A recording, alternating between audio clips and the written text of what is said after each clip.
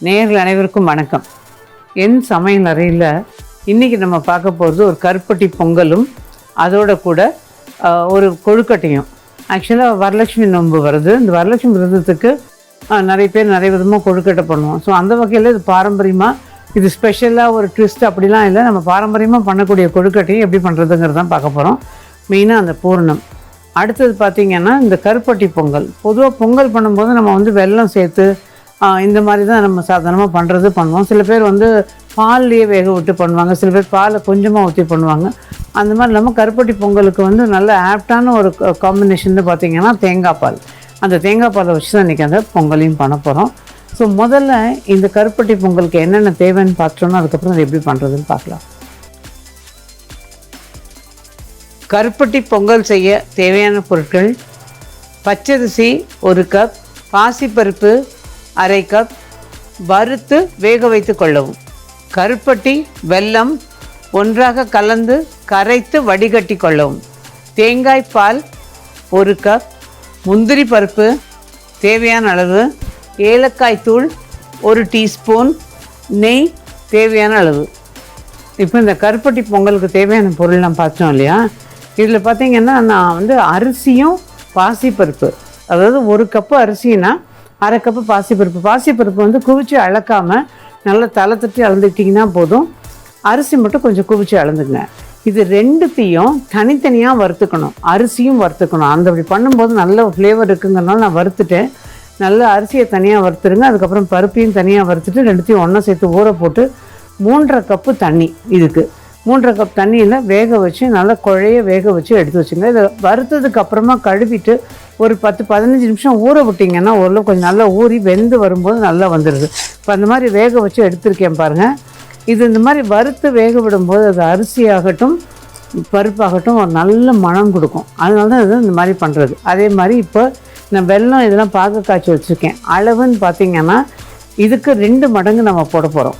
அது 3 கப்பு அளவுக்கு வரணும். பட் சில நேரங்கள் அந்த 3 கப்பு வந்து ரொம்ப தகட்டுறமாக இருக்குங்கிறனால நான் இன்றைக்கி 2.5 கப்பு எடுத்திருக்கேன். வெல்லமும் கருப்பட்டியும்.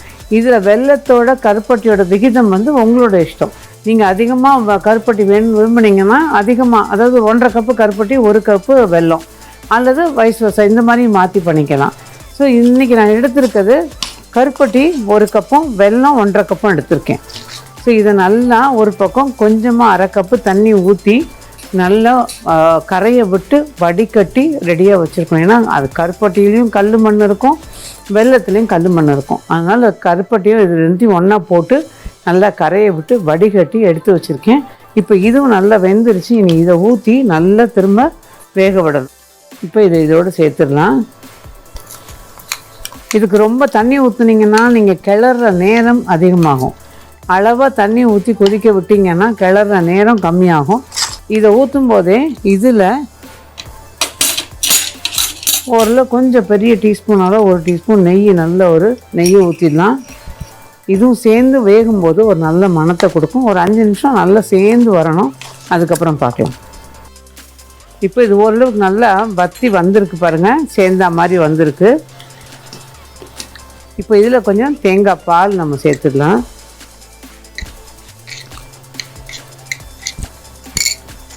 தேங்காய் பால் வந்து நல்லா திக்காக 1 கப் எடுத்துக்கிட்டிங்கன்னா நல்லாயிருக்கும். ரொம்ப ஊற்றி ரொம்ப நேரம் கிளறணுங்கிறது இல்லாமல் கொஞ்சமாக திக்காக எடுத்து நல்லா சேர்ந்து கிளறினீங்கன்னா தாராளமாக போதும். இப்போ தேங்காய் பால் ஊற்றிருக்கோம். இப்போ இது ஒரு பக்கம் கொதிச்சிட்ருக்கட்டும்.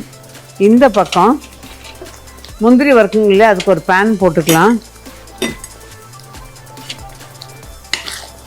இது ஆக்சுவலாக பிரியப்பட்டா தேங்காய் வந்து பல்லாக நறுக்கி, இப்போ நம்ம முந்திரி வறுக்கிறோம் இல்லையா, அதனால் முதல்ல தேங்காயை போட்டு வறுத்துட்டு அதுக்கப்புறம் முந்திரி போட்டுக்கலாம். அதுவும் நல்லாயிருக்கும்.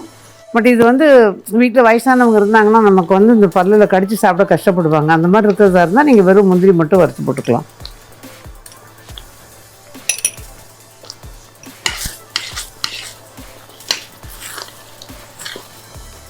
இப்போ தீ கொஞ்சம் குறைச்சிட்டு ஏலக்காய் தூள் கொஞ்சோண்டு, அதுக்குள்ளே நெய் காஞ்சிருச்சு. அதனால் நான் வந்து முதல்ல முந்திரி பருப்பை வறுத்துட்டு அதை சொல்லிடுறேன். முந்தியெல்லாம் ஒரு ட்ரெண்டு வந்து முந்தி உள்ள அந்த நாள் நான் சொல்கிறது, நான் சின்ன குழந்தைய இருக்கும்போது முந்திரி பருப்பை நல்லா செவக்க வறுப்பாங்க. இப்போ உள்ள ட்ரெண்ட் என்னென்னா அது வெள்ளையாக வறுத்து போடுறது தான். அவ்வளோதான். முந்திரி பருப்பை நானுமே இளம் வறுப்பாக வறுத்துருக்கேன். அதில்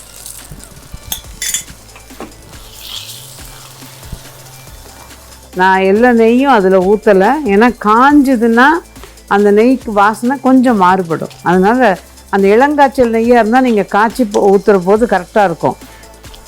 இப்போ அந்த ஏலக்காயை பற்றி மட்டும் ஒரு சின்ன டிப்பாக சொல்லலான்னு, ஏலக்காயை வாங்கின உடனே ஃப்ரீசரில் போட்டுருங்க. ஃப்ரீசரில் போட்டுட்டிங்கன்னா அது ஆட்டோமேட்டிக்காக அதில் இருக்கிற அந்த ஈரத்தன்மை கொஞ்சம் குறையும். ஒரு நாள் முழுக்க ஃப்ரீசரில் வச்சுட்டு அதுக்கப்புறமா எடுத்து மிக்சியில் எடுத்த உடனே எடுத்து வெளில வைக்கக்கூடாது. எடுத்த உடனேயே அதை வந்து கொஞ்சம் சர்க்கரை சேர்த்து மிக்சியில் நல்லா அடிச்சிங்கன்னா இந்த ஏலக்காய் தூள் நல்ல பொடிப்படும். அதை நான் என்ன பண்ணுவேன், இந்த ரவை ஜல்லடையில் சலிச்சுக்குவேன். அப்போ இந்த சலிக்க திரும்ப அதில் அந்த ஏலக்காய் தோல் மீறும். திரும்ப ஒரு தடவை நல்லா அடிச்சுட்டு இந்த ரவை ஜல்லடையில் சலித்து வச்சிங்க அப்படின்னா நல்லா நிறைய உங்களுக்கு கணிசமும் இருக்கும், வேஸ்ட்டும் ஆகாது, நல்லாயிருக்கும். ஸோ ஈஸியாக பொடி பண்ணிடலாம். இதை வறுக்கணும், வெயிலில் வைக்கணும் எப்படியும் கிடையாது. ஃப்ரீசரில் வச்சிங்கன்னா போதும். நெய் மட்டும் இதுக்கு ஓரளவு கொஞ்சம் நல்லா போட்டால் தான் நல்லாயிருக்கும். அவ்வளோதான். இப்போ இந்த பொங்கல் ரெடி ஆயாச்சு. அதை அடுப்பு ஆஃப் பண்ணிடலாம். இது கரெக்டான பதத்தில் இருக்குது. நேரம் ஆகும்போது இந்த பாசிப்பருப்போட தன்மை வேறு, பருப்பு இருக்கிறதுனால நல்லா இறுகி வந்து நல்லாயிருக்கும். இப்படியே சுட சாப்பிட்டாலும் சூப்பராக இருக்கும். சுவாமிக்கு நைவேத்தியம் பண்ணிட்டு நம்ம சாப்பிடலாம். இந்த நாள் கிழமையில் பண்ணுவோம்ல, வீட்டில் ஒரு கல்யாண நாள் இந்த மாதிரி விசேஷங்கள்லாம் வரும்போது இந்த மாதிரி பண்ணி சாமிக்கு படைக்கிறதும் படைக்கலாம், நம்மளும் சாப்பிடலாம். ஸோ இது ரெடி ஆகிடுச்சு. இதையும் வந்து இப்போ பிளேட்டிங் பண்ணிடலாம்.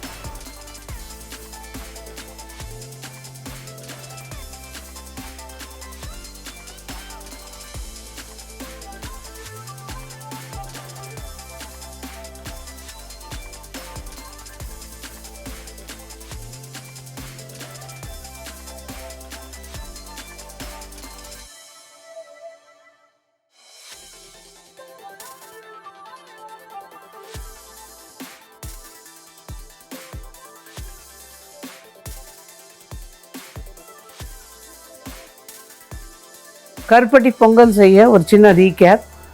பச்சரிசியும் பாசிப்பருப்பையும் தனித்தனியாக வறுத்து ஒன்றா கழுவி வேக வச்சு எடுத்துக்கிட்டு அதை ஒரு பாத்திரத்தில் போட்டு நல்லா கொதிக்கும் பொழுது ஒரு பக்கம் கருப்பட்டியும் வெல்லத்தையும் நல்லா உருக்கி வடிகட்டி ரெடியாக வச்சுக்கிட்டு அதில் தூக்கி ஊற்றி அது நல்லா கொதித்து சேர்ந்து வரும்பொழுது கொஞ்சம் நெய்யும் ஊற்றி அதோடு சேர்ந்து கொதிக்க விட்டு நல்லா சேர்ந்து வரும்பொழுது தேவையான அளவு ஏலக்காய் தூளும் சேர்த்து தேங்காய் பாலும் ஊற்றி நல்லா கலந்துக்கிட்டே ஒரு பக்கம் நெய்யை காய வச்சு முந்திரியை வறுத்து அதில் சேர்த்து நல்லா கிளறி இறக்கினா கருப்பட்டி பொங்கல் தயார். இப்போ கருப்பட்டி பொங்கல் எப்படி பண்ணுறதுன்னு பார்த்தோம் இல்லையா? இனி பூர்ண கொழுக்கட்டைக்கு என்னென்ன தேவை, அது எப்படி பண்ணுறதுங்கிறது அடுத்து பார்க்கலாம். பூரண கொழுக்கட்டை செய்ய தேவையான பொருட்கள்: கொழுக்கட்டை மாவு 1 கப், தேங்காய் துருவல் 1 கப், பாசிப்பருப்பு 1/4 கப் வறுத்து வேக வைத்து கொள்ளவும், வெல்லம் 1 கப், ஏலக்காய் தூள் 1/2 டீஸ்பூன், நெய் தேவைக்கேற்ப. இப்போ இந்த பூர்ண கொழுக்கட்டை தேவையான பொருள்லாம் பார்த்தோம் இல்லையா? இதில் வந்து இந்த வெல்லத்தை கொஞ்சமாக தண்ணி விட்டு நல்லா அடுப்பில் வச்சு கரையை விட்டு வடிகட்டி இந்த மாதிரி ஊற்றி வச்சுக்கணும். ஏன்னா இதில் அந்த கல் மண் அது நிறைய பேர் தெரிஞ்சிருக்கும். பட் சில பேர் என்ன பண்ணுவாங்க, இந்த வெல்லத்தை வந்து தேங்காயோடு சேர்த்து போட்டு அப்படியே கிளறும். அது வந்து சாப்பிடும்போது நரனால நம்ம மண் தட்டுப்படும். அதனால் வடிகட்டிடுறது எப்போவுமே நல்லது. என்ன கிளறதுக்கான நேரம் கொஞ்சம் ஜாஸ்தியாகும், அவ்வளோதான். இதோட தேங்காயை ஒரு சுற்று இப்படி கிளறும் போதே ஒரு பக்கம் பார்த்திங்கன்னா நான் வந்து பாசி பருப்பு சொன்னேன் இல்லையா, அந்த பாசி பருப்பை லேசாக வறுத்துட்டு வேக வச்சு எடுத்துக்கணும். ரொம்ப குழையக்கூடாது, அதுக்குன்னு ரொம்ப குத்து பருப்பாகவும் வேண்டாம். ஓரளவுக்கு இந்த மாதிரி இருந்ததுன்னா நல்லாயிருக்கும். இப்போ இதை வந்து இதோட சேர்த்துடணும்.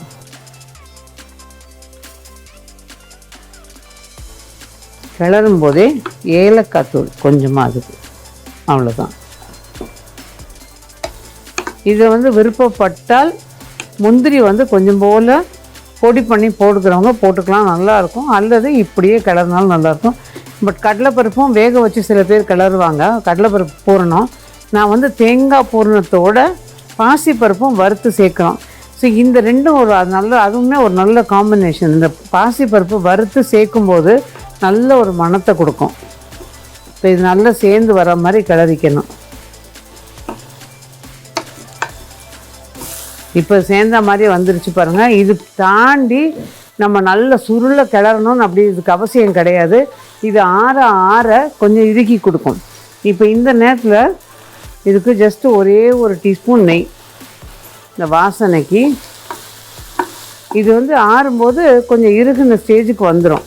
அப்போ உங்களுக்கு பூர்ணமாக வைக்கிறதுக்கு சௌகரியமாக இருக்கும். அது ரொம்ப சுருளை கிளறணும் அப்படின்லாம் கிடையாது. அவ்வளோதான்.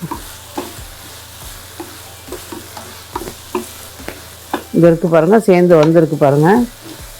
இப்போ நம்ம பெரட்டி போடும்போது பார்த்திங்கன்னா தெரியும், வெளுத்து வரும் பின்னாடி. இந்த சக்கரை பாக்கெல்லாம் பார்த்திங்கன்னா இந்த வெளுத்து வருது பாருங்கள். இது சரியான ஸ்டேஜு, கரெக்டாக இருக்கும். இப்போ இதை அடுப்பு ஆஃப் பண்ணிடுறேன். இப்போ இது ஆற ஆற நம்ம பூர்ணம் வைக்கிற பதத்துக்கு அது ரெடி ஆகிடும், சரியாக இருக்கும். மாவு அது இது ஆறட்டும், நம்ம மாவு கிளறது எப்படின்னு பார்க்கலாம். இப்போ இந்த பூர்ணம் கிளறி எடுத்து வச்சிட்டோம். இனி அடுத்து மாவு கிளற போகிறேன்னு சொன்னேன் இல்லையா. இதுக்கு இந்த மாவை வந்து ஒரு பெரிய பவுலில் போட்டுக்கலாம். ஒரு பக்கம் தண்ணி கொஞ்சம் கொதிக்க வச்சுருக்கேன். இந்த மாவை ரெடி பண்ணுறதை பற்றி பொதுவாக வந்து இந்த கொழுக்கட்டையில் மேல் மாவு தான் நிறைய பேர் கேட்குற ஒரு விஷயம். இதுக்கு வந்து நீங்கள் மாவு அரிசின்னு சொல்லுவாங்க, 5020 அரிசி. இந்த மாவு அரிசியை தாராளமாக போதும். அதை நல்லா ஒரு கழுவிட்டு ஒரு 2 மணி நேரம் 3 மணி நேரம் ஊற விட்டுருங்க. ஊற விட்டதுக்கப்புறமா வீட்டுக்குள்ளேயே அதை வடிகட்டிட்டு நிழல் உணத்தெல்லாம் வீட்டுக்குள்ளாரே உணர்த்திடுங்க. கையில் பிடிச்சி பார்த்திங்கன்னா ஒட்டியும் ஒட்டாமல் இருக்கணும். அந்த ஈரம் வந்து தண்ணியாக தெரியக்கூடாது. ஒட்டியும் ஒட்டாமல் இருக்கிற அந்த பக்குவத்தில் மிஷினில் கொண்டு போய் கொடுத்து அரைச்சிட்டு வரணும். மிஷினில் அரைக்கிற போது எப்பவும் சொல்கிற ஒரு விஷயம், ஒரு அரை கப்போ 1 கப்போ அரிசியை கொடுத்து முதல்ல அரைச்சி வாங்கிடுங்க. ஏன்னா அவங்க எது வேணால் அரைச்சிருக்கலாம். அதுக்கப்புறம் இந்த அரிசியை கொடுத்து நல்லா அரைச்சி வாங்கிட்டு வந்துட்டு லேசாக வறுத்துட்டாலும் சரி அல்லது வேடு கட்டினாலும் சரி, ஒரு துணியில் வந்து நல்லா ஒரு துடுப்பை வச்சு கட்டிடுங்க. கட்டிட்டு அந்த துடுப்பு குச்சியை நடுவில் வச்சுட்டு கீழே தண்ணியை கொதிக்க வச்சு மூடி போட்டுட்டிங்கன்னா அந்த வேடுன்னு சொல்லுவாங்க, அதாவது ஆவியில் வேகும், அந்த மாதிரி வேக வச்சுக்கலாம். அல்லது லேசாக ஒரு வறுத்துடணும். வறுத்துட்டு அந்த மாவை நல்ல வறுபட்ட மாவாக இருந்தால் எடுத்து கொஞ்சம் கோடு போட்டிங்கன்னா கோலம் போடுற மாதிரி கோடு போட வரும். அதான் பதம். அந்த பதத்தில் எடுத்து ஆற வச்சு சலித்து வச்சுக்கோங்க. அதுக்கப்புறமா அதை நம்ம தேவையான போது எடுத்து இந்த மாதிரி பண்ணிக்கலாம். ஸோ இப்போ தண்ணி கொதிக்கட்டும். கொதிச்சோன்னே இதோட கலந்துக்கலாம். அதுக்கு முன்னாடி இந்த மாவில் ஒரு சிட்டிகை உப்பு, எப்போ மேல் மாவு சல்லுன்னு இருக்கக்கூடாது, அதனால ஜஸ்ட்டு ஒரு சிட்டிகை உப்பு, அது நல்லாயிருக்கும். உங்களுக்கு இனிப்பையும் தூக்கி கொடுக்கும், மாவும் நல்ல ருசியாக இருக்கும். இப்போ இந்த தண்ணி நல்லா கொதிக்க ஆரம்பித்தாச்சு. இந்த ஸ்டேஜில் இந்த மாவில் அதை கொட்டி கிளறிடுவோம்.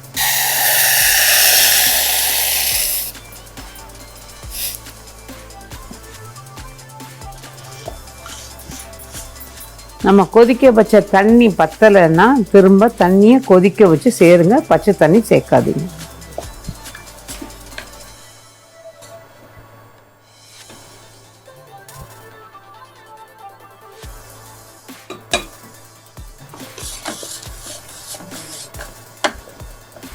அவ்வளோதான். இனி அதை நல்லா சேர்த்து பிசைஞ்சிக்கலாம். ஸோ மாவு பிசைஞ்சிட்டு லேசாக நெய் ஊற்றி வச்சுருக்கேன், ஏன்னா காஞ்சிடக்கூடாது மாவுன்னு. நீங்கள் மாவு நிறைய பிசைஞ்சிட்டிங்க அப்படின்னா கொஞ்சம் ஈரத்துணியை போட்டு வச்சுடுங்க. அப்பப்போ மாவை கிள்ளி எடுத்துகிட்டு துணியால் மூடினீங்கன்னா மேலே மாவு காயாமல் நல்லா வரும். ஓகே, இப்போ வந்து நம்ம இதை எடுத்து இந்த பக்கம் வச்சுட்டு நம்ம தட்டணும் இல்லையா, அது தட்டுறது பார்க்கலாம். இப்போ நான் ஒரு பக்கம் இட்லி பானை ரெடியாக வச்சுருக்கேன், தண்ணி கொதிக்கட்டும்ன்ட்டு. இன்னொரு பக்கம் மாவும் கலந்து வச்சு பூர்ணமும் ரெடி பண்ணிட்டோம். நான் வாழை இலையை எடுத்திருக்கேன், சின்ன சின்ன துண்டுகளாக இந்த மாதிரி நறுக்கியிருக்கேன். ஆக்சுவலாக நம்ம தட்டிட்டு சில நேரங்களில் பார்த்தா வெடிப்பு விடும், அது விடும், கொஞ்சம் ஒரு சின்ன இது இருக்கும். பட் இதில் எந்த பிரச்சனையும் கிடையாது. மேலும் நமக்கு அந்த வாழை இலையில் வேகிற போது அது ஒரு வாசனை, பிரித்து சாப்பிட்ற போது குழந்தைங்களுக்கு ஒரு த்ரில்லு, அதுதான். ஸோ இதை கொஞ்சம் மாவு சின்ன உருண்டையாக எடுத்துக்கிட்டு நெய் லேசாக தொட்டுக்குங்க. இதுக்கு எண்ணெய் தொட்டால் நல்லா இருக்காது, கொஞ்சம் நெய்யாக இருந்துச்சுன்னா நல்லாயிருக்கும் வாசனை.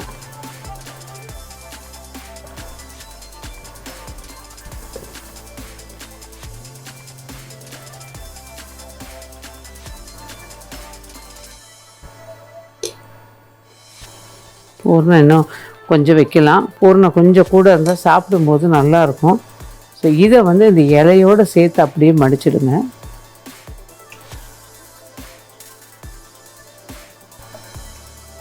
இப்போ பார்த்தீங்கன்னா தெரியும், இது மாதிரி இருக்குது. நல்லா அப்படியே ஒட்டி விட்டுட்டு இதோடையே நம்ம வச்சிடலாம். இந்த இலை வந்து இல்லை எங்கள் ஊர் பக்கம்லாம் இலை கிடைக்காது, இருக்கிற இலையை வச்சு நான் பண்ணணும்னு நினச்சிங்கன்னா இதில் வந்து ஒரு 2 துண்டு இலையை வச்சுக்கலாம். வச்சுட்டு ஒவ்வொன்றுத்தையும் இந்த மாதிரி தட்டி தட்டி வேக வைக்கும்போது பிரித்து வேக வச்சுட்டு அந்த இலையை திருப்பி பயன்படுத்திக்கலாம். சரி, எதுவுமே இல்லை இந்த இலை கிடைக்கிறதுனா உங்கள் ஊர் பக்கம் எந்த ஊரில் இருக்கீங்களோ, நான் அந்த அரச மரத்து இலை, பூவரச மரத்து இலை இருக்குது இல்லைங்களா, அது கொஞ்சம் பெரிய இலையாக பறிச்சுக்கலாம், அதுவும் உங்களுக்கு நல்லாயிருக்கும். அல்லது அந்த நச்சுக்கொட்டை இலைன்னு சொல்லுவாங்க, அந்த இலை கிடைச்சாலும் அதுவும் நல்லாயிருக்கும். அந்த மாதிரி இலைகள் இருந்தாலும் அது மாதிரி பறிச்சுட்டு இந்த மாதிரி வச்சிங்கன்னா நல்லாயிருக்கும்.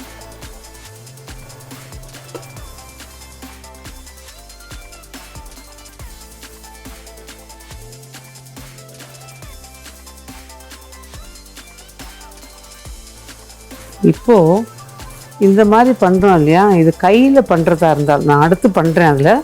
ஆனால் கையில் பண்ணுறதா இருந்தால் எப்படி அப்படின்னு கேட்டிங்கன்னா, இது வந்து கொஞ்சம் பழக்கம் பட்டவங்களுக்கு ஈஸியாக இருக்கும், பழக்கம் இல்லாதவங்களுக்கு கொஞ்சம் பழக சரியாக இருக்கும். முதல்ல இந்த மாதிரி ரவுண்டாக பண்ணிக்கிட்டு அதுக்கப்புறம் அப்படியே அழுத்திக்கிட்டே வந்தோம்னா மாவு விரிஞ்சு கொடுத்து வரும். நல்லா இந்த சொப்பு மாவு, அந்த சொப்பு செய்கிறோம் இல்லையா, அதாவது மேல் மாவு அப்படி மடிக்கிறோம் இல்லையா, இது வந்து பதமாக கரெக்டாக வந்ததுன்னா கொழுக்கட்டை நல்லாயிருக்கும். ஆக்சுவலாக இது வந்து ஈஸியாக பண்ணுறதுக்கு தான் நமக்கு வந்து இன்றைக்கி இலையில போடுறது, கையில் பண்ணுறதும் பண்ணிக்கலாம்.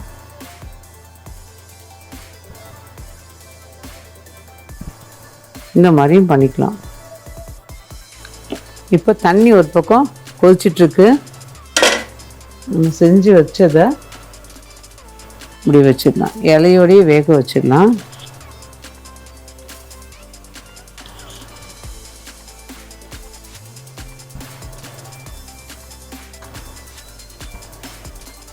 இது வந்து வேகிறதுக்கு மேக்ஸிமம் 5லேருந்து 6 நிமிஷம் தாராளமாக போதும். ஏன்னா ஏற்கனவே மாவு வந்து நமக்கு வெந்நீரில் கிளறி இருக்கும், பூர்ணம் வந்து ஏற்கனவே வெந்தது தான். ஸோ மேல் மாவு வேகிறதுக்கான நேரம், அதனால் அந்த 5-6 நிமிஷம் போதும். அதே மாதிரி தீயை குறைச்சி வைக்கிற போது நம்ம கரெக்டாக தண்ணி கொதித்து அது வேகத்துக்கு இதுவும் சரியாக இருக்கும். தீயை ஜாஸ்தி வச்சிட்டோம் அப்படின்னா ரொம்ப ஜாஸ்தியும் வைக்கக்கூடாது, ரொம்ப கம்மியாகவும் இருக்கக்கூடாது. மீடியம் ஃப்ளேமில் வச்சிங்கன்னா தண்ணி வற்றாமல் அந்த இது வெந்து எடுக்க நமக்கு சௌரியமாக இருக்கும். அதுக்கப்புறம் தண்ணி தீரும்போது நிறைய பண்ணுறதா இருந்தால் திரும்ப தண்ணியை கொதிக்க வச்சு சேர்த்துக்கலாம். அதை இப்போ அது வெந்தோன்னு எப்படி இருக்குன்னு பார்க்கலாம்.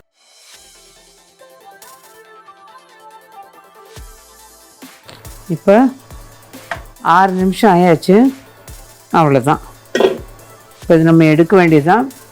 புதுசாக பண்ணுறவங்களா இருந்தால் அந்த 6 நிமிஷம் கணக்கு வச்சுக்கங்க. ஆக்சுவலாக பழக்கப்பட்டவங்களுக்கு தெரியும், இது வந்து ஒரு பளபளப்பு, அதாவது நல்லது வெள்ளை வெளியேன்னு இருக்கிறது ஒரு பளபளப்போட ஒரு மங்கு கலரில் வரும் அப்படின்னா அது வெந்திருக்குன்னு அர்த்தம். இப்போ நம்ம இலையில் இருக்கிறத முதல்ல எடுத்துடலாம்.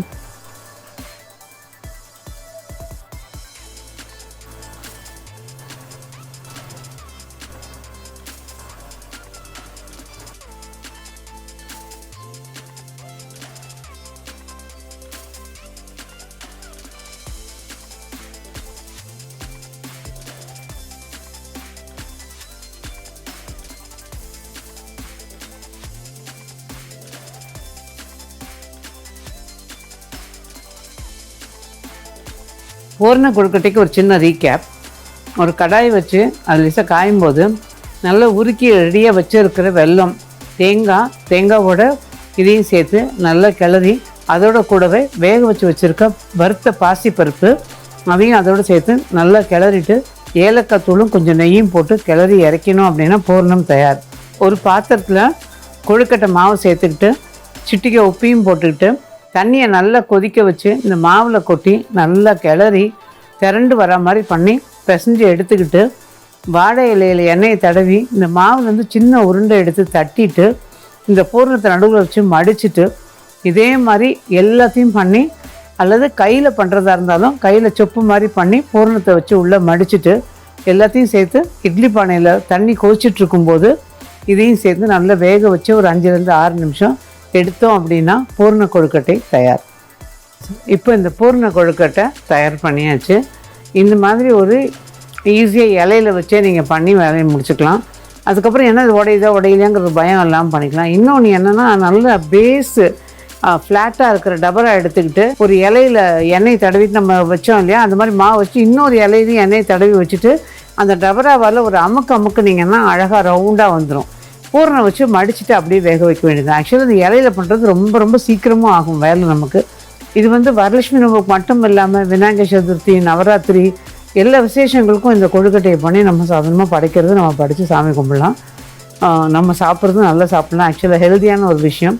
ஸோ ட்ரை பண்ணி பார்த்துட்டு சொல்லுங்கள் இந்த கருப்பட்டி பொங்கலும் அதோடு கூட இந்த பூர்ண கொழுக்கட்டையும் எப்படி இருந்ததுன்னு. மீண்டும் இதே மாதிரி இன்னும் ஒரு பதிவில் உங்களை சந்திக்கும் வரை நன்றி, வணக்கம்.